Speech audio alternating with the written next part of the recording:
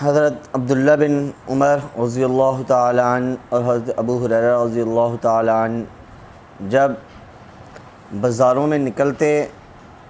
تو ذوالحجہ کی 10 دنوں میں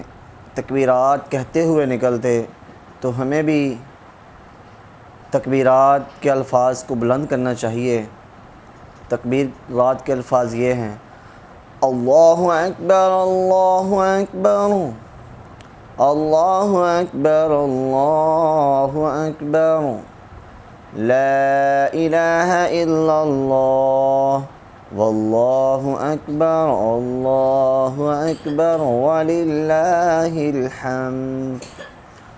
اللہ اکبر اللہ اکبر، اللہ اکبر اللہ اکبر، لا الہ الا اللہ، واللہ اکبر اللہ اکبر وللہ الحمد، اللہ اکبر کبیرا والحمد للہ کثیرا